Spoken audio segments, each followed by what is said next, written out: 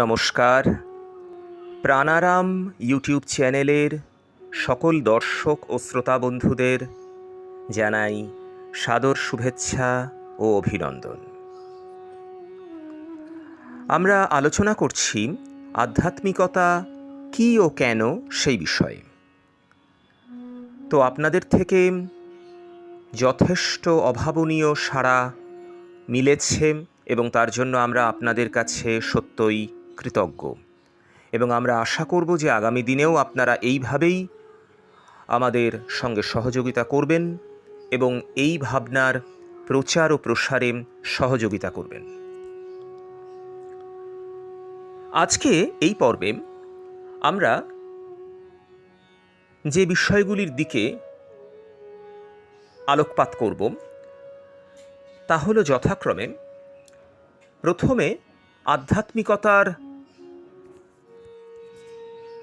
মূল ভিত্তি কী এবং একজন আধ্যাত্মিক ব্যক্তির বৈশিষ্ট্য কী তা নিয়ে কিছু কথা বলবো এবং তার সঙ্গে আমরা দেখব যে আমরা আধ্যাত্মিক হব কেন তথা আধ্যাত্মিকতা কেন আবশ্যক এই বিষয়েও কিঞ্চিৎ আলোকপাত করা হবে।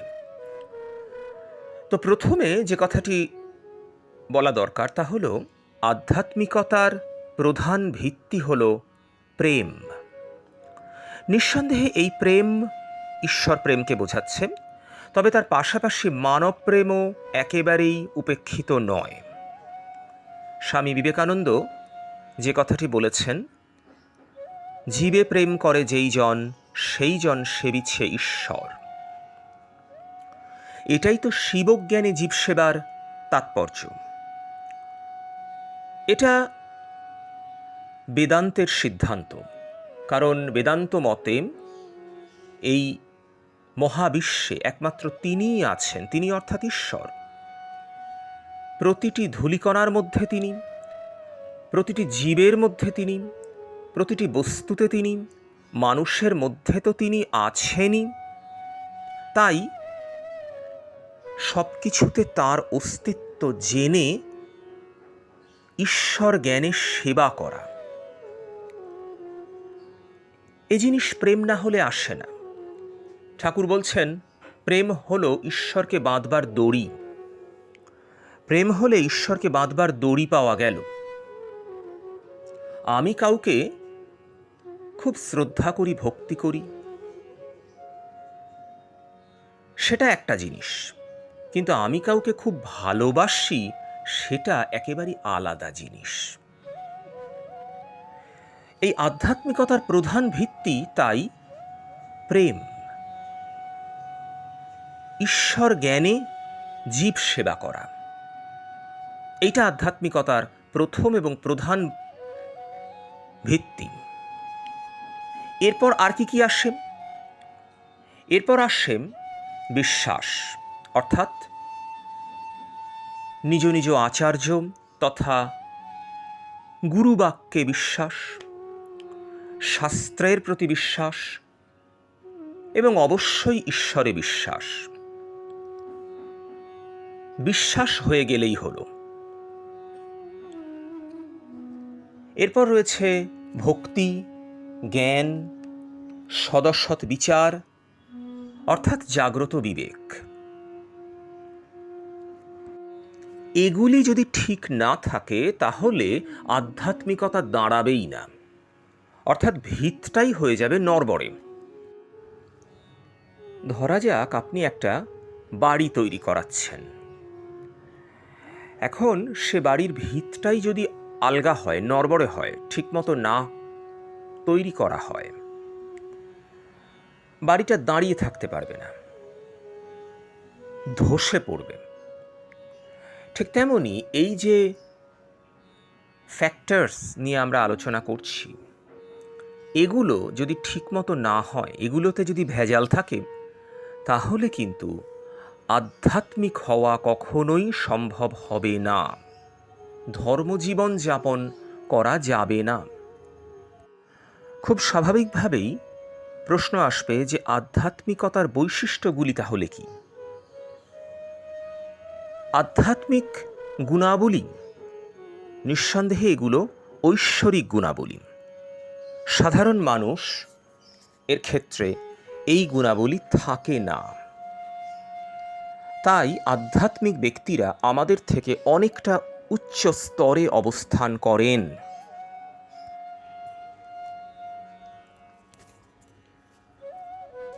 তো এখন এই রকম আধ্যাত্মিক স্তরে উন্নীত হয়েছেন এমন ব্যক্তিদের কিছু বৈশিষ্ট্য বলছি।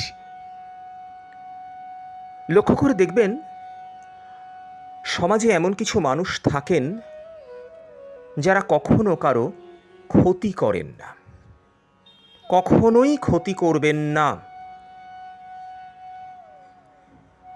এবং কোনো কিছুতেই তারা অসন্তুষ্ট হন না, অর্থাৎ সন্তোষ তাদেরকে ঘিরে রয়েছে। জীবন তো একটা যাত্রাপথ, জন্ম থেকে মৃত্যু পর্যন্ত এই যে জার্নি, এবং এখানে নানাবিধ সমস্যা আসে, অনেক রকম প্রতিকূলতার মুখোমুখি হতে হয়, মহাপুরুষদেরও হতে হয়েছে। স্বয়ং সারদা দেবী, যাকে স্বামীজি বলতেন জ্যান্ত দুর্গা, যিনি জগজ্জননী স্বয়ং, তাকে পর্যন্ত আপনারা জানেন জীবনে কত রকম ঘাত প্রতিঘাত সহ্য করতে হয়েছে। নিকটাত্মীয়, এমনকি ভাইয়েরা, আত্মীয় স্বজনরা কত রকমভাবে লাঞ্ছনা গঞ্জনা দিয়েছে, কিন্তু তিনি হাসি মুখে সব সহ্য করেছেন এবং সমস্ত কর্তব্য কর্মে তিনি ছিলেন অটল। এটাই তো লোকশিক্ষা। একজন আধ্যাত্মিক বা যথার্থ ধার্মিক ব্যক্তির জীবন এমনটাই হওয়া উচিত। আমরা কেউ ঠাকুর বা শ্রী শ্রী মা বা স্বামীজি হতে পারবো না, কিন্তু আমরা তাদের অনুসরণ করতে পারি, এবং এটা দরকার। অনুকরণ নয়, অনুসরণ। ওই ছাঁচে আমাদের জীবনকে নিবেদন করে আমরা জীবনে অমৃতের স্বাদ পেতেই পারি। যিনি আধ্যাত্মিক হবেন তিনি অবশ্যই দ্বেষ থেকে মুক্ত হবেন। তিনি কারো প্রতি ঘৃণা বা দ্বেষ রাখবেন না, কারো অনিষ্ট চিন্তা তিনি করতেই পারেন না।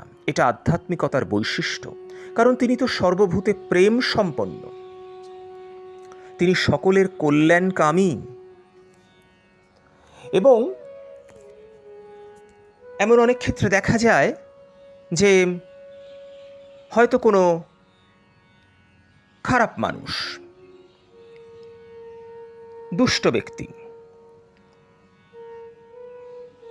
হয়তো দেখা গেল কোনোভাবে তার ক্ষতি সাধনের চেষ্টা করছেন।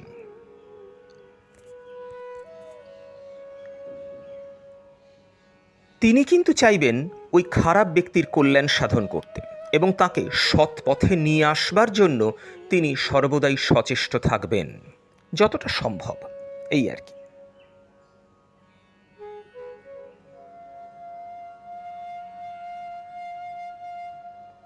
এখানে লক্ষ্য করবার মতো আরেকটা বিষয় আছে। অনেকে মনে করেন ন্যায় অন্যায় বোধ থাকলেই নাকি আধ্যাত্মিক হওয়া যায়।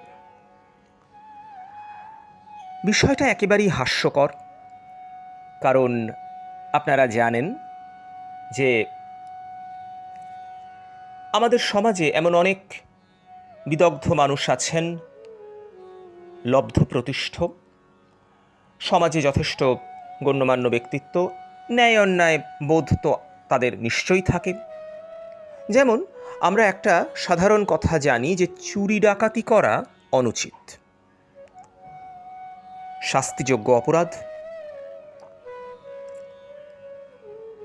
এই ধরনের ব্যক্তিরা চুরি ডাকাতি করেন না। তার মানে কি এটাই দাঁড়ালো যে তারা খুবই আধ্যাত্মিক গুণাবলী সম্পন্ন হয়ে গিয়েছেন? ব্যাপারটা তা নয়। অনেক ক্ষেত্রে দেখা যায় যে এরা চূড়ান্ত স্বার্থপর, আত্মকেন্দ্রিক, এবং এতটুকু যদি স্বার্থে আঘাত লাগে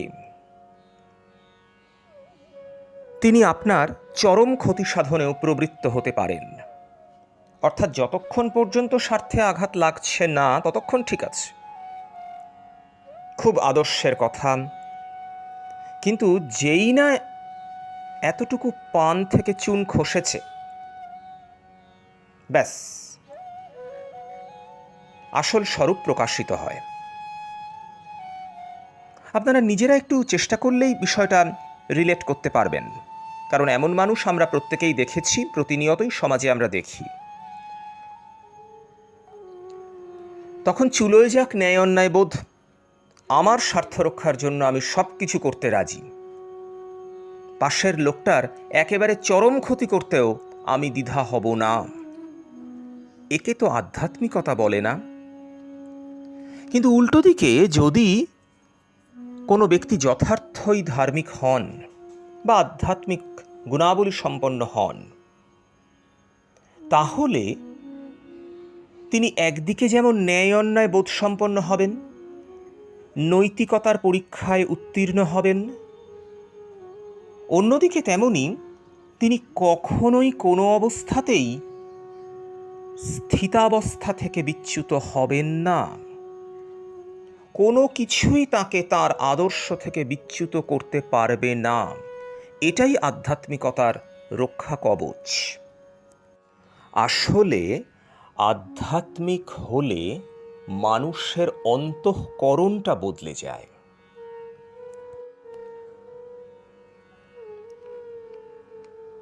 মানুষের বাইরের চেহারাটা তো আর বদলে যাবে না, মানুষের দুটোর জায়গায় চারটে হাত গজাবে না, কিন্তু মানুষের যে মনোবৃত্তি, তার যে চিত্তবৃত্তি, অন্তঃকরণ, এক কথায় সেগুলো বদলে যায়। অর্থাৎ আধ্যাত্মিকতা হলো এমন একটি পরশমণি যার ছোঁয়ায় লৌহময় তনু কাঞ্চনে পরিণত হয়। কারণ আমরা জানি যে পরশমণির ছোঁয়ায় লোহা সোনায় পরিণত হয়ে যায়। তখন এই উপমাটি ব্যবহার করা হয় যে তলোয়ারের বাইরের আকৃতি একই থাকে, কিন্তু লোহার তরবারি বা তলোয়ার সোনায় পরিণত হয়, তা দিয়ে আর তখন কাউকে আঘাত করা চলে না। এইটা হলো আধ্যাত্মিকতার বৈশিষ্ট্য। সে সর্বদাই স্থিতপ্রজ্ঞ, সুখে দুঃখে অবিচল। ধরুন আমাদের অবস্থাটা কেমন, যতক্ষণ পর্যন্ত আমাদের অনুকূলে সবকিছু হচ্ছে তো ঠিক আছে, আমরা যা চাই যদি তাই পাই, ওহ ঠাকুরের মতো ভালো আর কেউ হয় না, ঠাকুরের জন্যই তো এই সব কিছু হলো, আমি যে কত ঠাকুর ভক্ত, আমার আর কি কৃতিত্ব, এই ঠাকুর যা করাচ্ছেন, গদগদ ভক্তিভাব। কিন্তু যেই না আমার মনোমতো ফল হলো না, কোথায় ঠাকুর, ঠাকুরকে এত করে বললাম, ঠাকুর আর কিছুই করলেন না, ঠাকুর কেবল বড় লোকদের দেখেন, আমার মতো গরিব মানুষকে ঠাকুর তো কিছুই দিলেন না, কিছুই করলেন না। আমাদের অবস্থাটা এই রকম হয়েছে। এটা আধ্যাত্মিকতা নয়। এই কথাই শ্রীমদ্ ভগবদ্ গীতায় ভগবান শ্রীকৃষ্ণ স্বয়ং বলছেন, সুখে দুঃখে স্থিতপ্রজ্ঞ, নিন্দা প্রশংসায় অবিচল। এই ব্যক্তিই যথার্থ আধ্যাত্মিক, এই ব্যক্তিই যথার্থ সাধু, এই ব্যক্তিই যথার্থ ভক্ত।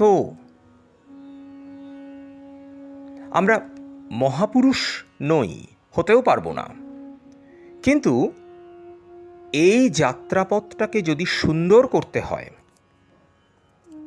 যদি সেই পরম কৃপা কিঞ্চিত পরিমাণে হলেও লাভ করতে হয়, এটা ছাড়া কিন্তু আর কোনো উপায় নেই। তাই এই স্থিতপ্রজ্ঞ অবস্থা লাভের জন্য আমাদের প্রয়াসী হতেই হবে। এবারে আমাদের পরবর্তী পর্যায়ের আলোচনা। আধ্যাত্মিক কেন হব, কি পাব, এই পথে চললে আমি কি পাব, এত কথা তো অনেক কিছু বললাম। এর ভিত্তি, এর বৈশিষ্ট্য, আধ্যাত্মিক মানুষ কেমন হয়ে থাকেন, ঠিক আছে, কিন্তু এটা হলে আমি কি পাব, কি লাভ হবে আমার? লাভ ক্ষতি ছাড়া তো আমরা কিছু বুঝি না। ছোটবেলা থেকে পাটিগণিতের অঙ্ক করেছি, লাভ ক্ষতির অঙ্ক। তাহলে আমার কি লাভ হবে সেটা এবার একটু বুঝে দেখি। আগেই বলেছি যে আধ্যাত্মিকতা একটা রক্ষা কবচের মতো। আধ্যাত্মিকতার পথে চললে শান্তি পাওয়া যায়, যেটা জীবনের সবথেকে বড় পাওয়া। সন্তুষ্ট হওয়া যায়, শান্তি পাওয়া যায়। আমি আবার বলছি, এমন বহু মানুষ আছেন, অনেক লেখাপড়া করেছেন, প্রচুর টাকা উপার্জন করেন, ব্যাংকে টাকা একেবারে উপচে পড়ছে, বাড়ি গাড়ি ব্যাংক ব্যালেন্স, প্রভূত সম্পত্তি, কিন্তু শান্তি নেই।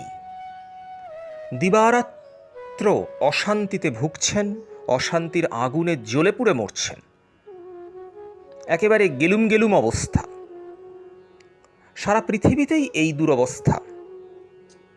এবং লক্ষ্য করবার মতো বিষয় হলো এটাই যে এটা আমাদের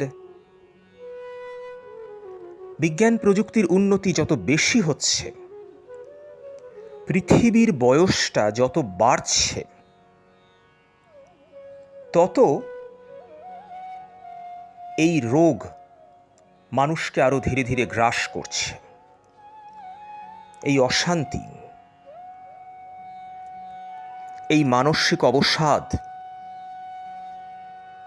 অপ্রাপ্তিবোধ, দুঃখ, কষ্ট, মানুষ ক্রমশ মানুষের থেকে দূরে সরে যাচ্ছে। সবকিছু পেয়েও মানুষ কোনো কিছুই পাচ্ছে না। আগেকার জীবন চিন্তা করুন। আপনারা প্রত্যেকে আপনাদের জীবন এবং আপনাদের আগেকার প্রজন্মগুলির কথা ভাবুন।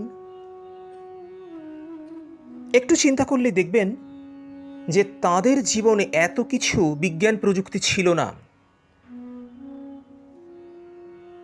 অনেক কমে, অনেক অল্পে তারা সন্তুষ্ট ছিলেন।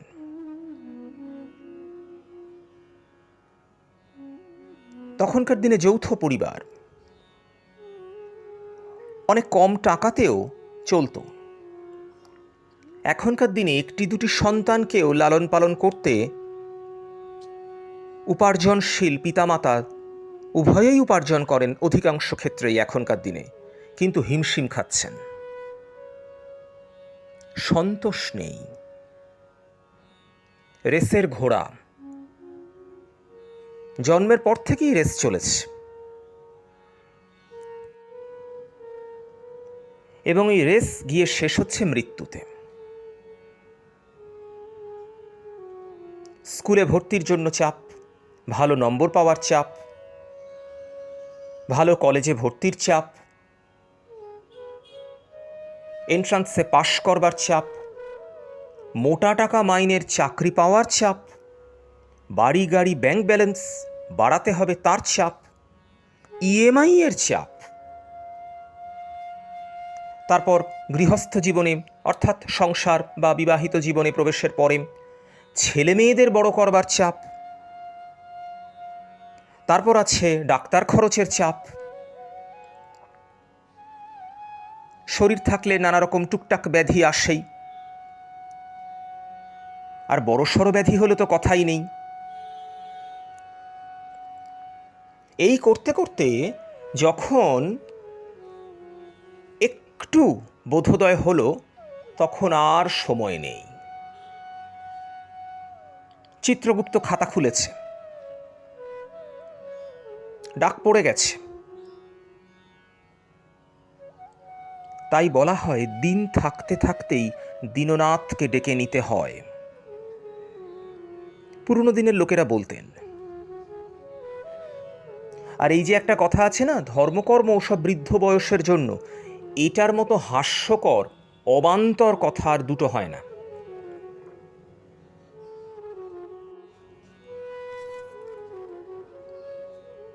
প্রথম থেকেই আধ্যাত্মিক জীবন বোধ জাগ্রত করতে হবে। ঠাকুরের কথায়, তেল হাতে মেখে তবে কাঁঠাল ভাঙতে হয়। তাই জ্ঞান ভক্তি বিবেক বৈরাগ্য লাভ করে যুদ্ধে অবতীর্ণ হতে হয়। আপনার সঙ্গে কোনো সৈন্যই নেই, আপনি কি নিয়ে যুদ্ধ করবেন? আধ্যাত্মিকতা তাই আমাদের যুদ্ধে জয়ী হওয়ার রসদ যোগায়। এটা আমাদের মনে রাখতে হবে। গীতা তার উদাহরণ। গীতার পটভূমিকা চিন্তা করুন। ভয়ঙ্কর যুদ্ধক্ষেত্র, একটু পরেই যুদ্ধ শুরু হবে কৌরব এবং পাণ্ডবদের মধ্যে। ওই অবস্থায় ভগবান শ্রীকৃষ্ণ অর্জুনকে দিলেন সর্বোত্তম জ্ঞান, যা সমস্ত বেদ, বেদান্ত বা উপনিষদের সার কথা।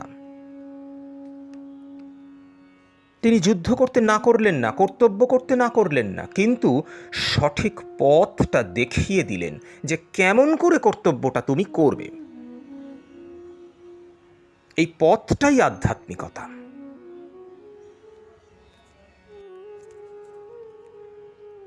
কথায় বলে, শান্ত না হলে শান্তি পাওয়া যায় না। বড় খাঁটি কথা। এখন আমাদের এটা বুঝতে হবে যে আমরা নিজেরাই ঠিক করতে পারি যে আমরা উট হব নাকি হাঁস হব। উট কাঁটা গাছ খায়, কেটে ছড়ে রক্তারক্তি, তাও সেই কাঁটা গাছই খায়। আর হাঁস দুধে জলে মিশে আছে, জলটুকু ফেলে দিয়ে দুধটুকু খেয়ে নেয়। গোলমাল, গোলটা ছেড়ে দিয়ে মালটা নেওয়া, এইটাই আধ্যাত্মিক ব্যক্তির লক্ষণ। আপনারা অনেকেরই এরকম ধরনের অভিজ্ঞতা হয়তো আপনাদের হয়েছে। একটু চিন্তা করে দেখুন, আপনারা এমন অনেক মানুষ হয়তো আপনারা দেখেছেন, যাদের কাছে গিয়ে বসলে, যাদের সঙ্গে কথা বললে নিজেদের অশান্ত মন শান্ত হয়।